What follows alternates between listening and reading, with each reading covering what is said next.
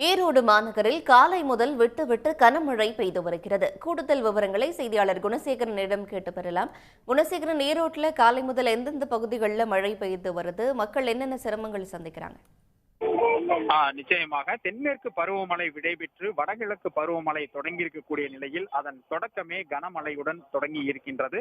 கடந்த 2 நாட்களாகவே ஈரோடு பகுதியில் மாலை நேரங்களில் மழை பெய்து வந்த நிலையில் இன்று காலை முதல் விட்டு தொடர்ந்து மழை பெய்து வருகிறது. குறிப்பாக மாநகரில் கருங்கல்பாளையம், சம்பத் நகர், வீரப்பஞ்சத்திரம், பேருந்து நிலையம், ரயில் நிலையம் என பெரும்பாலான பகுதிகளில் பரவலாக இந்த கனமழை என்பது கொட்டி தீர்த்திருக்கின்றது. இது மட்டும் இல்லாமல் புறநகர் பகுதிகளிலும் மொடக்குறிச்சி, கொடுமுடி, சிவகிரி என மாவட்டத்தினுடைய புறநகர் பகுதிகளிலும் தொடர்ந்து காலை முதல் மழை பெய்து வருகிறது. தொடர்ச்சியாக வானமும் மேகமூட்டத்துடன் காட்சியளிக்கிற ஒரு குளிர்ந்த சீதோஷ்ண நிலை காணப்படுகிறது.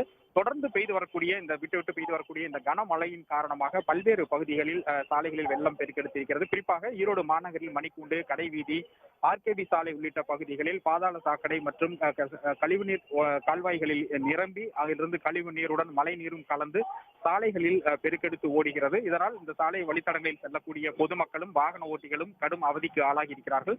குறிப்பாக இந்த பகுதியில் கடைவீதிக்கு செல்லக்கூடிய தீபாவளிக்கு ஜவுளி வாங்க வந்த பொதுமக்களும் இந்த கழிவுநீர் கலந்த மழை நீரில் நடந்தபடி செல்ல வேண்டிய ஒரு நிலை அவர்களுக்கு ஏற்பட்டது. தொடர்ந்து மழை பெய்து வரக்கூடிய காரணமாக இந்த ஜவுளி விற்பனையும் கூட இன்று பாதிக்கப்பட்டிருக்கிறது. இந்த கடையோரம் சாலையோர் கடை வைத்திருக்கக்கூடிய சிறு வணிகர்களும் ஒரு கடுமையான பாதிப்பிற்கு ஆளாகி இருக்கிறார்கள். நன்றி குணசேகரன், விவரங்களை வழங்கியமைக்கு. உடனுக்குடன் செய்திகளை தெரிந்து கொள்ள சன் நியூஸ் பெல் ஐகானை கிளிக் பண்ணுங்க.